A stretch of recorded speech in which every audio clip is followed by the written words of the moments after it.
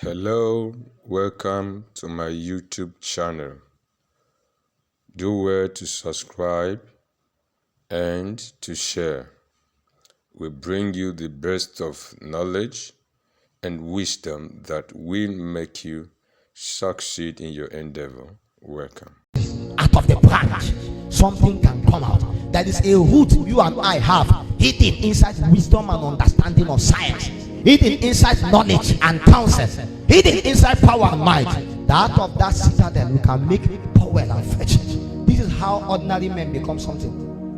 When God look upon them, breathe some ability upon them, suddenly these men begin to rule in Babylon from that very day. If you advance further, the Bible said the king made them to be able to stand together with him, so they became the men of the king palace. From that day, captives became counselors of the king. How is that possible? It's a miracle. How you that was taken as a slave enter into a kingdom that you are foreign to that kingdom and you are made a counselor.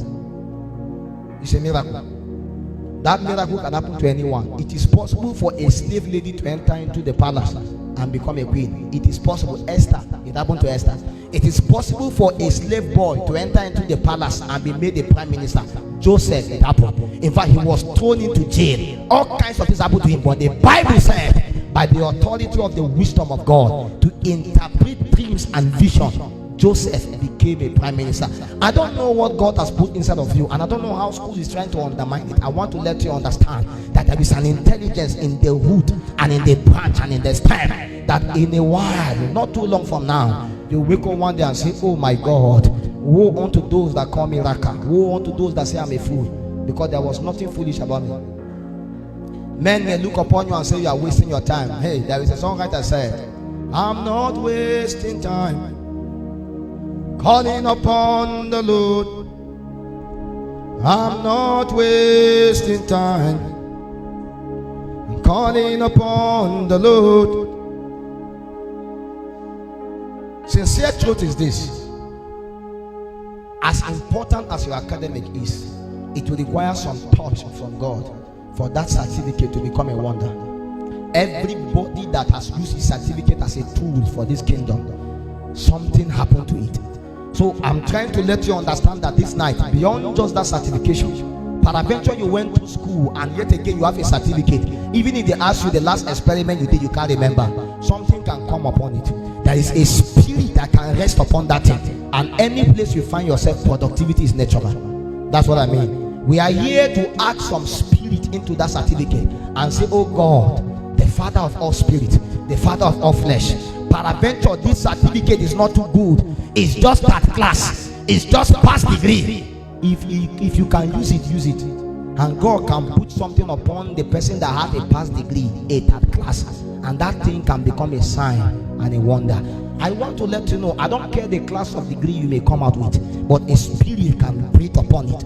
In that place, we did not see the academic qualification, but we are sure they can understand dreams and visions. We are sure there is wisdom into science. We are sure there is some ability that God gave to them. And even in Babylon, the king recognized it. We advance to the communion so that we pray in the next 5 minutes.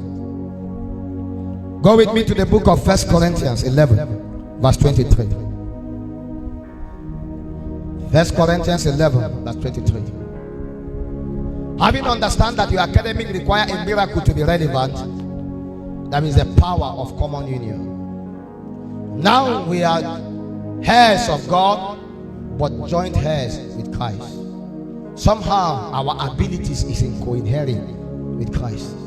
And sometimes one of the easiest way to co-inherit with him is to partake of his body and partake of his blood. It's a mystery of communion. The reason why we undertake communion is not because we want to always do it all the time. It's not because it's a cliche. It's because we know a mystery, that there is something that can happen. Peradventure you don't know how, but I tell you the truth, it is not possible for you to continually drinking blood in a society and not be part of the society. It's not possible for you to be continuing eating the flesh and not be part of it. Part of the requirement in any society is to appear in meeting and eat and drink. As you partake of the communion, you must have an understanding and say, oh God, peradventure I'm a dollart. As I eat of this I eat of your body, I drink of your blood. You cannot be a dollar. So let there be a genetic engineering. Let something happen to my system. The Bible said the life of a being is in his blood. So as you partake of this blood, your life is re-engineered. That spirit of failure go away. That cycle of patterns of consistent failure just go away.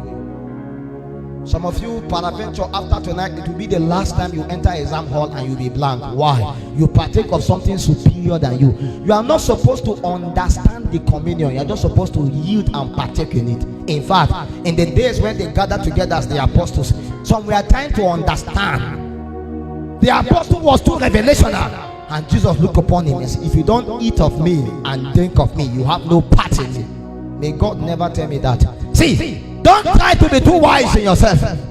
Everyone that does not partake in the communion does not have a part in God. Simple. Jesus looked upon them, he said, whosoever did not drink of my blood and eat of my flesh is not part of me. This is the way that we show the Lord's glory. We agree in his burial, we agree in his death, we agree in his resurrection. It's a mystery. You don't need to understand it, you just need to practice it. And everyone that practices it lies supreme in life. Ask yourself, why do Catholic people produce some of the most intelligent people in the world? Check communion. Catholic take communion every day. Every day. When I was in Zaria, sometimes we take 2 times in a day. So they don't, anything that will make you feel like you are not qualified, they preach that in fast. So as they give birth to you, they baptize you sharp. Just partake of the communion. The most important thing is the communion, not even the baptism. In fact, Jesus Christ spoke about it. So do this as often as you remember me. That anytime you remember the Lord, partake of it. You are not only supposed to take communion during miracle service in Shekinah. If you can have it in your house, that anytime you wake up and remember the Lord, you can partake of it. Every day you wake up, remind yourself who you are, which branch you came out from, which stem you came out from which root you are planted. You are not a failure. You are not permitted to fail. There is a spirit upon you that was not designed to be a failure.